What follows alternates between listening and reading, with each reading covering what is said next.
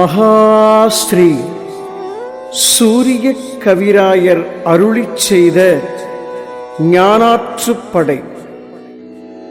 அருள் மனம் கமழும் ஞானத் தேடல் உடைய மெய் அடியார்களுக்கு நன்றிகளும் வணக்கங்களும் வாழ்த்துக்களும் சமர்ப்பணம் செய்து நீண்ட நெடிய ஞான பிரம்மாண்ட திருப்பயணத்திற்கு உங்களை வரவேற்கின்றேன்.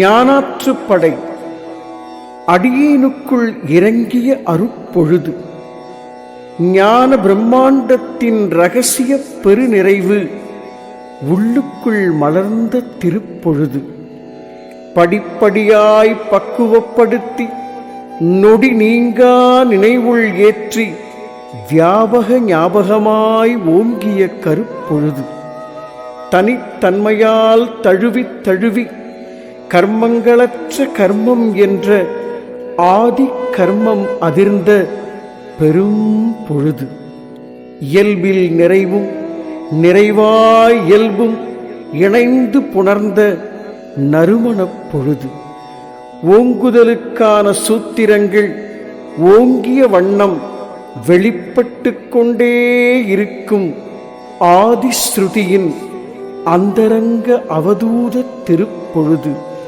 எல்லா பொழுதுகளும் ஏகமான பரவசப் பொழுதில் ஞானாற்றுப்படை எழுதும் அளவிற்கு உனக்கு என்ன தகுதி இருக்கின்றது என்ற ஆழமான கேள்வி அறிவு நுட்பமாய் நங்கூரம் பதிக்க விடை தேட விரிசடையான் தியானத்தில் அமர்ந்தேன். யார் விரிசடையான்? ஆணவம், கர்மம், மாயை என்ற பின்னலை கடற்றிய நிர்மல பிரம்மாண்டமே விரிசடையான். அந்த அமல அரசன், ஞான விமல அரசன், நித்திய நிமல அரசன் உனக்கு பொன் கொடுத்தானா, பொருள் கொடுத்தானா, ரதகஜ துரக பதாதிகள் கொடுத்தானா, ஊர் கொடுத்தானா, பேர் கொடுத்தானா, தனது பேராற்றல் பெரும் வல்லபத்தால் அருள் வல்லபம் படியலந்தானா? எதை கொடுத்தான்? எங்களை ஆற்றுப்படுத்தி அவனை அறிமுகப்படுத்த நீ எதனை பெற்றாய் மகனே? பின் எதற்காக இந்த ஞானாற்றுப்படை? கேள்விகள் தொடர்ந்து அதிர என்னை சாட்சியாக்கிய அந்த பிரம்மாண்ட நாயகனின் அருள் வளர் சாட்சி பாவனையான தனித்தன்மைதான் பிரபஞ்ச நாயகன் எனக்களித்த வரம். எதிலும் ஒடுங்காமல், இது மட்டுமே சரி என்று முடங்காமல், மலமான என்னை அமலப்படியேற்றி எனது ஆசைகளையெல்லாம் தேவைகள் ஆக்கிய ஒளி மையத்து பேரரசனை உயிர்த்துளிகளெல்லாம் அடைய வேண்டி ஆற்றுப்படுத்துவதே அடியேனின் ஜென்ம லாபம், பிறவிப் பயன்.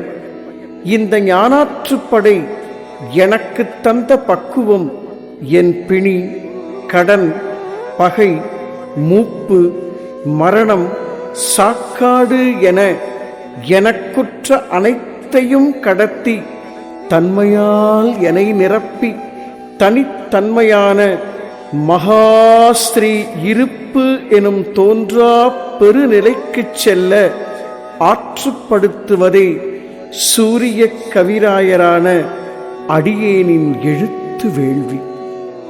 என் பிரியமான மகனே, வா, கொஞ்ச நேரம் ஆய்வு செய்வோம்.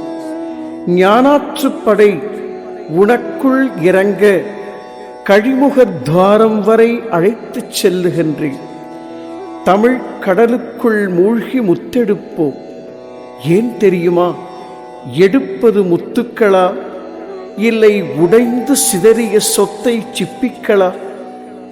ஞானாற்றுப்படையின் வீரியம் விளங்கிக் கொள்ள தமிழ் கடலிற்குள் இறங்கி முத்து குளித்தல் ஒருவித பக்குவத்தை உனக்களித்து ஒடுக்கம் என்ற ஆணவம் கடற்றி ஓங்குதலுக்கான பிரம்மாண்டம் உணர உனக்கும் உதவும் பொருட்டே நான் கடல் புகுந்தேன்.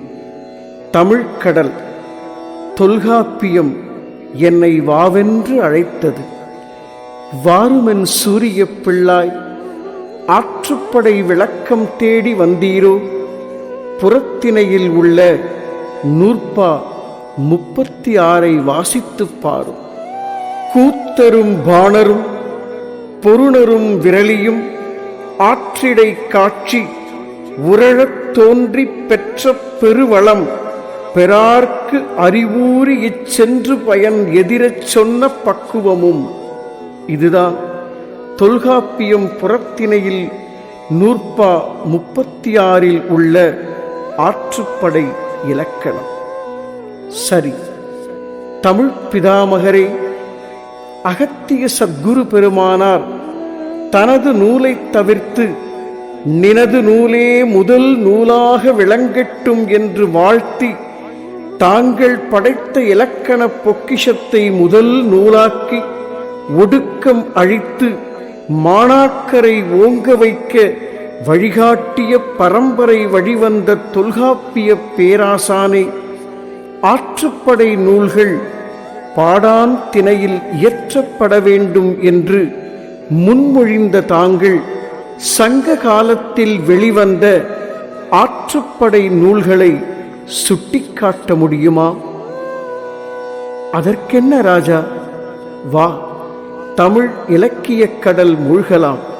வா என் செல்லமே, கணக்கு நூல்களை காட்டுகின்றேன். முதலில் 14 மேற்கணக்கில் உள்ள 8 தொகையை பார்.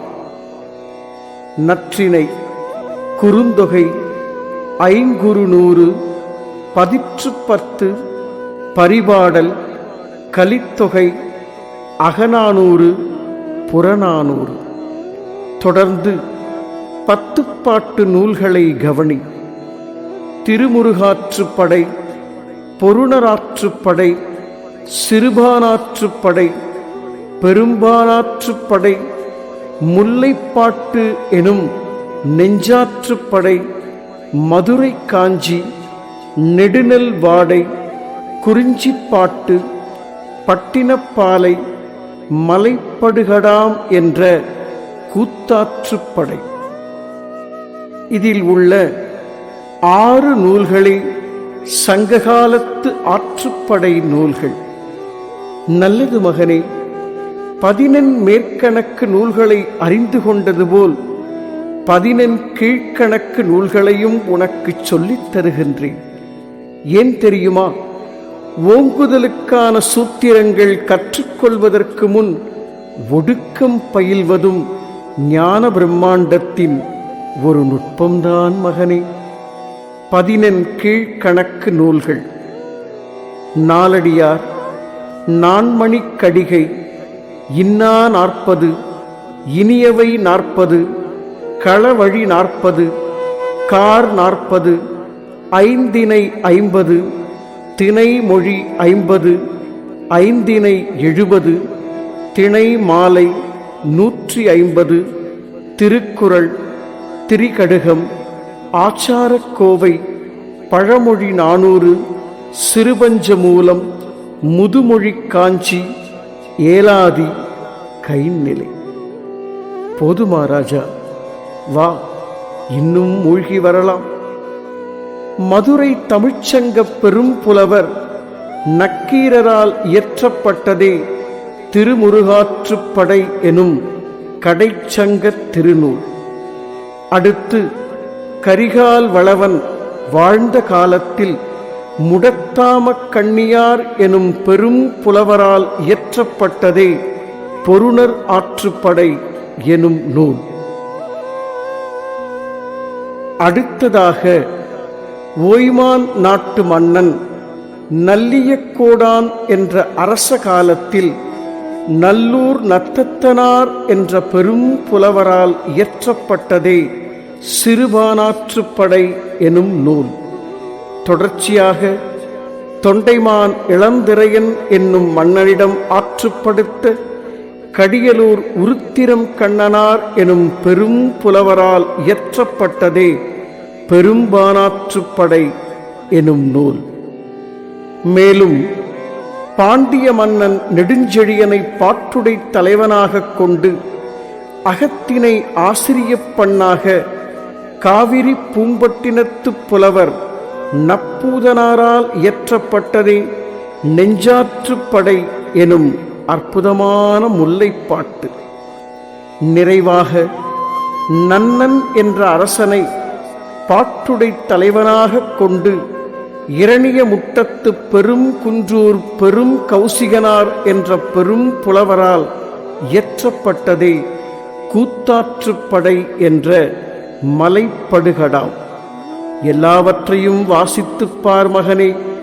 ஒடுக்கம் எனும் ஆணவம் தவிர்த்து ஓங்குதலுக்கான ஞான பிரம்மாண்டம் எந்த சிப்பிக்குள் முத்தாக மறைந்திருக்கின்றது என்று தேடு கண்ணா.